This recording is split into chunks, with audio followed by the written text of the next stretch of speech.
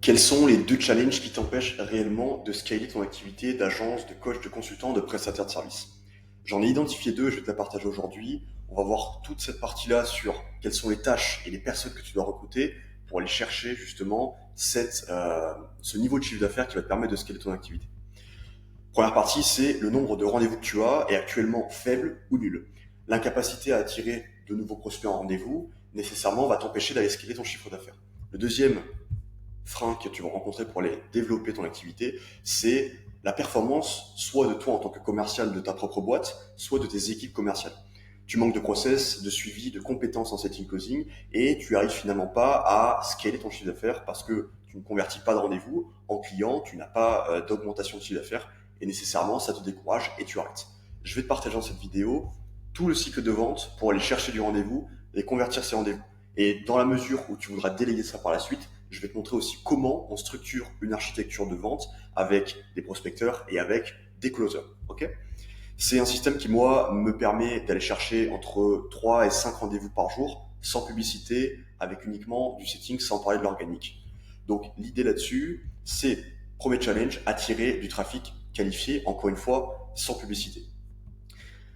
Il y a ce qui s'appelle des SDR, Sales Dev représentatives. En français, c'est tout simplement des prospecteurs, des personnes qui vont mener des actions commerciales sur les réseaux sociaux pour aller démarcher des personnes à froid, mais avec un système de nurturing qui permet non pas que ça soit mal vu, mais que ce soit bien vu, que tu puisses programmer un maximum de rendez-vous et de rendez-vous évidemment qualifiés. La partie recrutement de ce SDR, donc ces prospecteurs, je vais la détailler juste après dans cette vidéo, au moment où je vais dire comment recruter une architecture globale et comment structurer ton architecture de celle-ci.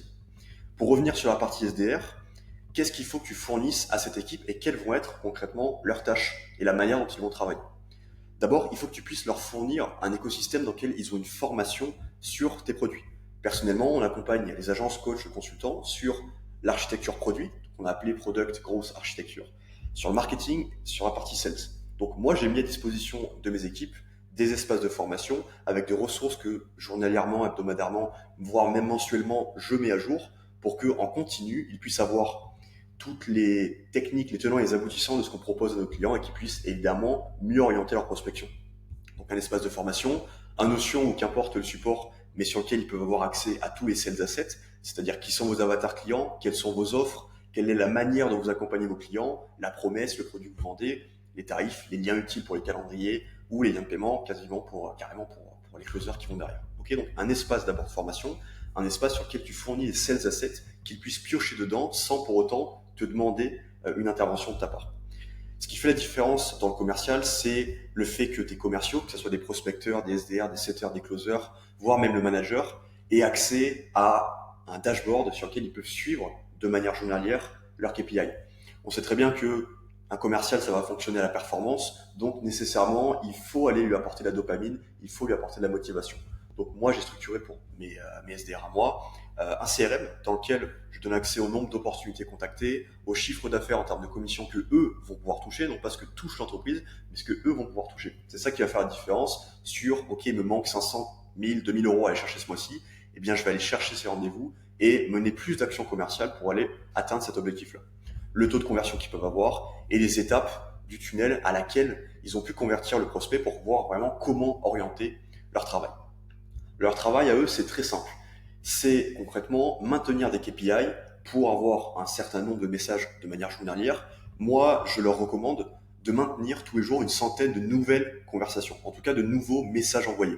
Tant qu'ils n'ont pas fait leurs 100 messages, j'impose rien, mais je les incite fortement à les tenir. Ils vont savoir que ces 100 messages vont déclencher une trentaine d'ouvertures de messages, vont déclencher 10 à 15 conversations intéressantes et entre 1 et 5 rendez-vous qualifiés.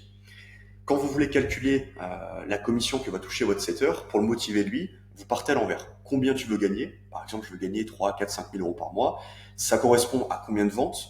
Ces ventes, il faut combien de rendez-vous? Du coup, quel taux de conversion il faut qu'on obtienne? Et du coup, quel KPI journalière il faut que tu mènes? Donc, combien d'actions commerciales tu vas mener tous les jours? Combien de messages envoyer tous les jours? Pour que tu puisses atteindre l'autre bout de ta situation, c'est-à-dire la situation désirée, tes 5 000 euros de commission par mois. En tout cas, moi, c'est un système que j'utilise depuis des mois. Je fais zéro publicité. J'ai un petit peu d'organique qui vient en dehors de ça. Mais mon système repose essentiellement sur l'organique pour le nurturing, et la prospection, le fait de mener des actions commerciales avec mon équipe derrière. Dans une prochaine vidéo, je vous montrerai précisément quel est le prospecting process, vraiment quelles étapes à suivre par rapport à ça, et je vous montrerai aussi une petite insight qu'on a pu développer sur comment améliorer et augmenter le taux de prise de rendez-vous pour ces SDR sans pour autant qu'ils aient des tâches chronophages à faire, ce qui réduit leur efficacité. L'idée, c'est que tant qu'ils maintiennent ces KPI, ces 100 messages par jour qui déclenchent les 30 ouvertures, qui déclenchent les 10 conversations intéressantes, qui déclenchent à leur tour 1 à 5 rendez-vous qualifiés, eh bien, vous allez avoir une stabilité dans votre chiffre d'affaires et même en période creuse. Et ça va continuer de croître au fur et à mesure que vous allez pouvoir implémenter de nouveaux systèmes. S'ils ne maintiennent pas les KPI, instabilité, manque de régularité, stress, peur de l'avenir de votre côté, processisation de ta boîte mise de côté parce que tu repars dans l'opérationnel. Il y a quelque chose qui est très parlant, qui vient pas de moi, mais je vous partage l'insight. C'est le slavery flywheel dans lequel sont la plupart des agences, des entrepreneurs de manière générale dans le digital, c'est-à-dire qui sont dans l'opérationnel, qui n'ont pas le temps de créer des process pour avoir plus de résultats, donc pouvoir facturer plus cher pour leurs clients. Ce qui fait qu'ils ne font pas assez de chiffre d'affaires pour recruter des A-players, des personnes qui sont capables de faire des tâches à la place de l'entrepreneur, et nécessairement ils doivent tout faire eux-mêmes, donc la satisfaction des clients est toujours faible, ils peuvent pas upsell les clients ou facturer plus cher, et ils restent dans ce cercle vicieux. À l'inverse, si vous avez la capacité de vous concentrer sur vos process en déléguant cette partie commerciale, vous aurez la capacité d'avoir un meilleur nurturing, d'avoir des meilleurs process de vente, d'avoir plus de A-players, de facturer plus cher, et nécessairement d'entretenir ce cercle vertueux dans lequel vous gagnez plus d'argent tout en sortant de l'opérationnel. Je vais maintenant passer sur la partie conversion. Donc la partie organique. Avant de partir sur la conversion, j'ai documenté un tunnel de vente qui est très simple. Il y en a qui sont pour, il y en a qui sont contre. En tout cas, ça fait des rendez-vous supplémentaires tous les mois. J'ai mis 2 études de cas qu'on avait pu voir avec Théophile Hélier, qui lui basait beaucoup de sa communication sur l'organique et en générait entre 150 et 200 000 euros par mois grâce aux plusieurs mis en place. Ambroise, qui lui aussi est formateur pour les freelances et qui nous a fait un témoignage par rapport à cette mise en place d'un écosystème, d'une architecture de celle-ci. Je vais passer rapidement là-dessus. Donc, le principe de l'organique, c'est de créer du contenu de nurturing qui va permettre déjà de capter l'attention et ensuite de capter de la conversion. L'objectif, c'est pas juste d'être viral, d'être influenceur. Moi, personnellement, j'ai peu d'abonnés, mais les abonnés, ce sont des prospects qualifiés qui sont capables, à un moment ou à un autre, d'acheter un de mes produits, un de mes consultings.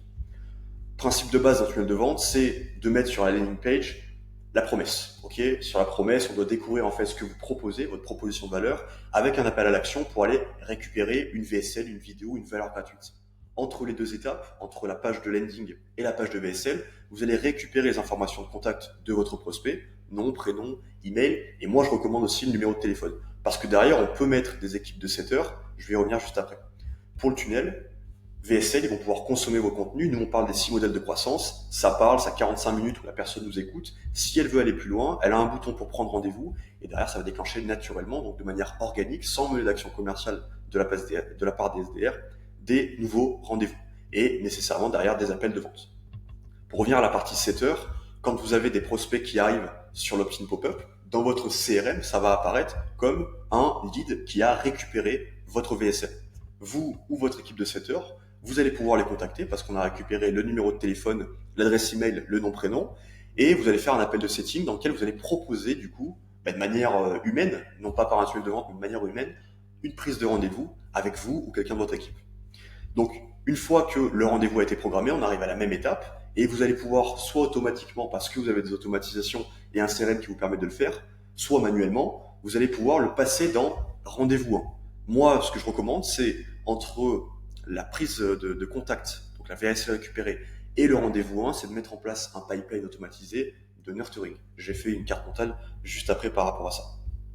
Quand la personne est arrivée en rendez-vous, qu'elle a été closée, ça va le passer dans closer, et nous, personnellement, on envoie directement par des séquences mail automatiques les accès aux formations, les plans d'action, les accès aux accès de communication, et ensuite, on programme le premier rendez-vous directement dès le closing pour onboarder, garder la personne dans une bonne énergie. Et nécessairement, c'est ça qui vous permet de gagner de l'argent. Donc, juste par rapport à comment attirer plus de rendez-vous, vous avez la partie SDR, donc quelqu'un qui va mener des actions commerciales à votre place pour la générer entre 1 et 5 rendez-vous par jour. Et vous avez évidemment la partie nurturing en organique, avec LinkedIn, Instagram, YouTube, en fonction de là où se situe votre cible, qui va, par un tunnel de vente, aller déclencher aussi de la prise de rendez-vous. Maintenant, une fois que le rendez-vous est programmé, qu'est-ce qu'on met en place ? eh bien, il faut que vous ayez un système de vente performant, efficace. Et c'est ça souvent le deuxième challenge. Beaucoup de mes clients me disent j'ai plein de rendez-vous, mais j'arrive pas à les convertir. Ou l'inverse, c'est je sais convertir, mais j'ai pas de rendez-vous. Donc c'est pour ça que ce sont les deux challenges principaux que je rencontre lors des consultings. Personnellement, dans notre équipe, on a un sales manager, closer, inbound setter et SDR, prospecteur. Et ça suffit pour moi quand vous avez une agence, un système de formation, de consulting pour aller chercher des ventes et augmenter votre chiffre d'affaires, tout en vous, en tant que CIO ou directeur de votre boîte, vous sortir de l'opérationnel. Je vous recommande vraiment d'avoir une structure d'entreprise qui est scalable parce que si vous passez de 10 élèves à 50 élèves par mois, si les pôles ne sont pas bien déterminés, le pôle délivrabilité, le pôle marketing, le pôle sales, eh bien vous serez sous l'eau, vous allez perdre des clients, perdre de la satisfaction et nécessairement retomber en fait au plafond de verre auquel vous étiez avant. Donc c'est important d'avoir une structure d'entreprise qui est bien faite. La partie recrutement également, la carte mentale arrive juste après dans cette vidéo. Pour les closers, donc là le but c'est d'avoir justement un espace de formation spécifique pour eux, également un Notion avec tous les sales assets nécessaires pour qu'ils puissent avoir les liens de paiement, les prises de rendez-vous, les pages de vente, tout le système de nurturing et de vente en direct. Un dashboard également pour que eux puissent également suivre leurs statistiques, leurs commissions à la fin du mois et qu'ils gardent la motivation. Il n'y a rien de pire que d'avoir une équipe de vente qui n'est pas motivée, qui prend des rendez-vous qui vous coûtent de l'argent ou du temps et que finalement ils ne sont pas convertis par manque de motivation. Donc il y a plusieurs choses à mettre en place pour motiver vos équipes et continuer de générer des chiffres d'affaires. Vous savez, par rapport à ce que je disais avant, quand le lead passe dans votre CRM de lead à R1, donc rendez-vous programmé, que ça vienne de votre système de setting SDR ou de votre organique, vous allez déclencher des séquences de nurturing par email. Nous, typiquement, quand le lead a été récupéré, mais qu'il n'a pas encore pris rendez-vous, il va recevoir 3 emails de follow-up pour aller programmer un rendez-vous. Quand il est en rendez-vous, on va lui envoyer une vidéo de persuasion 24 heures avant le premier appel, dans lequel on va mettre des témoignages, on va mettre une VSL, on va mettre tout ce qui va lui parler en termes de freins que lui peut rencontrer, mais qu'on a déjà réglé chez des clients, et d'objectifs qu'il peut vouloir atteindre et qu'on a aussi permis d'atteindre pour nos clients. S'il y a un deuxième rendez-vous, eh bien évidemment, je vais renvoyer une deuxième vidéo, peut-être différente, avec une autre étude de cas, avec un autre value ou un sales asset, qui va lui permettre de se préqualifier, même quand je ne suis pas là. S'il y a un no-show, c'est pareil, un appel de reminder, une fois, 2 fois, 3 fois, no-show sur le R2 pareil, et si ce n'est pas closé pour l'instant, eh bien on va le lancer dans une séquence de follow-up avec du trust et du warming, donc de la confiance et du réchauffage entre guillemets, donc du nurturing qui va lui permettre de comprendre vraiment qui on est, qu'est-ce qu'on peut lui apporter, jusqu'à ce que la proposition soit évidemment acceptée. Avant de passer à la conclusion, je vous ai fait ici la carte mentale sur comment recruter et qu'est-ce qu'on doit mettre à disposition d'une équipe de vente, comment structurer un pôle commercial. Déjà, il faut préparer l'arrivée. Pour préparer l'arrivée, il faut préparer le recrutement de cette équipe, que ce soit des SDR, que ce soit des setters, que ce soit des closers et même un sales manager pour chapeauter tout ça et que vous ne soyez plus du tout dans l'opérationnel. D'abord, on va définir la fiche de poste et les plans de commission. Ensuite, on va pouvoir sourcer, soit parce que vous avez des partenaires qui ont accès à une base de commerciaux, de setters closers, soit parce que vous pouvez directement sur vos réseaux ou dans votre réseau à vous poster des annonces. Donc, on va sourcer les profils intéressants. On va poster des annonces, on va faire les entretiens, négociations et signature de contrat. Une fois que ça c'est fait, onboarding. Qu'est-ce qu'on met à disposition? La fiche de poste pour que votre setter ou votre closer ait une vision claire de ce qu'il a mené comme action commerciale pour atteindre ses objectifs, accès aux outils et un kit de bienvenue avec tous les value assets, les espaces de formation, etc. pour permettre vraiment d'avoir un écosystème. Parce que ce qui aime bien, je dis ça parce que j'ai formé pendant plus de 4 ans des setters closers que je mettais en pôle vente et que je manageais ces pôles vente là. Donc ce qu'ils aiment, c'est avoir quelque chose de structuré où ils n'ont pas à se concentrer sur les tâches administratives, mais vraiment sur leur zone de génie, c'est-à-dire convertir des prospects en clients. Ensuite, orientation et introduction à l'entreprise. Préparer une présentation d'entreprise, que ce soit en vidéo, que ce soit en live, un organigramme pour vraiment comprendre à qui il faut s'adresser en fonction de la problématique, pour que vous, en tant que CEO, encore une fois, vous puissiez vous libérer des tâches opérationnelles et qui n'apportent pas en fait à votre temps assez de valeur. Présentation de l'équipe. Voilà pour l'orientation d'entreprise. Fournir une formation initiale, des connaissances stratégiques. Typiquement, nous, on va documenter nos modèles de croissance qui sont la création de produits, le marketing et la partie sales. Et d'autres aussi par la suite en fonction du niveau de l'agence qu'on accompagne. Donc, on va documenter nos produits, nos services. On va donner une insight et des tendances sur le marché et sur nos concurrents. On va leur montrer en toute transparence nos process de vente pour qu'ils sachent d'où viennent les prospects, comment ils étaient contactés et comment il faut les closer, c'est-à-dire les scripts de vente, etc. Connaissance des clients, on va leur montrer des recordings d'appels et des études de cas. Là, ils ont déjà connaissance de ce que vous vendez, comment vous le vendez et comment eux peuvent ajouter du chiffre d'affaires à votre entreprise. En termes de connaissances techniques, on va les former au logiciel et au CRM. Ils ont également un espace complet pour que ça ne nous prenne pas de temps à nous, soit moi, soit le sales manager, à former les gens sur les outils. C'est un espace complètement automatisé par rapport à ça. La personne est onboardée, maintenant il va falloir lui fournir une formation continue. Donc on va préparer un plan personnalisé par rapport à lui qu'il va falloir suivre en termes de KPI, en termes de motivation, en termes d'objectifs, qu'ils soient professionnels ou personnels. Des cours en ligne, des live trainings, des ateliers et des insights et trends channel. C'est-à-dire qu'en permanence, on va dire, il y a lui qui a fait ça, voici une insight, tiens une vidéo de formation en plus, pour vraiment avoir un écosystème et pas juste des personnes que vous embauchez, que vous ne suivez pas du tout, parce qu'ils vont vite partir et vous allez avoir un turnover monstrueux qui va vous empêcher de scaler correctement votre agence ou votre business de formation de consultant. Maintenant, la partie importante sur laquelle j'insiste beaucoup, c'est la partie objectifs et indicateurs de performance. Il faut définir les objectifs, les mettre dans une pipeline pour vraiment suivre ça avec un dashboard, le nombre de ventes, le nombre de rendez-vous, le nombre de leads et le nombre de personnes touchées. Et à l'inverse, il faut du coup leur dire, il faut toucher tant de personnes, avoir tant de leads, avoir tant de rendez-vous et nécessairement déclencher tant de ventes pour que tu puisses atteindre tes X euros de commission par mois. La structure globale, c'est Sales Manager, Closer, Inbound Setter et Sales Dev Représentatif, donc les SDR qu'on appelle aussi prospection. Et moi, je les incite à se former 1 heure par jour. Je préfère perdre 1 heure avec du coup un prospect par jour, ce qui fait 7 heures par semaine, mais je vais avoir des personnes qui sont plus des consultants que des closers, qui ont aussi la côté technique derrière qui va servir à convertir beaucoup plus. Culture et environnement de travail, il faut mettre des systèmes de gamification, des défis. Moi, je sais que je propose des fois des tours en avion, des billets d'avion, des immersions en physique gratuitement pour qu'on puisse se voir et motiver l'équipe de manière globale. Support et ressources, j'ai des agents IA que j'ai documentés sur l'avant, pendant et après la vente. Donc, ils peuvent poser des questions à un agent IA sans que moi ou le sales manager ayons à intervenir sur ce process-là. On met en place une assistante avec des sessions de coaching, des supports techniques, et puis différents outils qui vont leur permettre finalement d'aller convertir donc des sales assets, des lead magnets, des looms, des reports. Voici une architecture globale de sales team sur comment recruter, comment la former initialement et comment la suivre tout au long de l'évolution de celle-ci. Gardez quelque chose en tête avant d'aller plus loin, c'est que trafic fois conversion égale croissance. Le trafic, c'est le nombre d'actions commerciales qu'on mène de manière journalière, qui déclenche un certain nombre de conversations et un certain nombre de rendez-vous, fois les conversions. Donc là, c'est avoir une bonne équipe de closers qui convertissent les rendez-vous programmés, qu'ils viennent de l'organique ou des SDR, et du coup, ça crée nécessairement une croissance grandissante. Si vous voulez avoir un petit reminder sur tout ce que vous devez implémenter, c'est traquer vos KPI, systémiser vos process, que ce soit de recrutement ou de formation ou tout simplement vos systèmes de vente de manière globale. Tâchez de réduire un maximum les tâches chronophages, autant les vôtres que celles de vos commerciaux. Et rappelez-vous que nurturing, c'est la clé.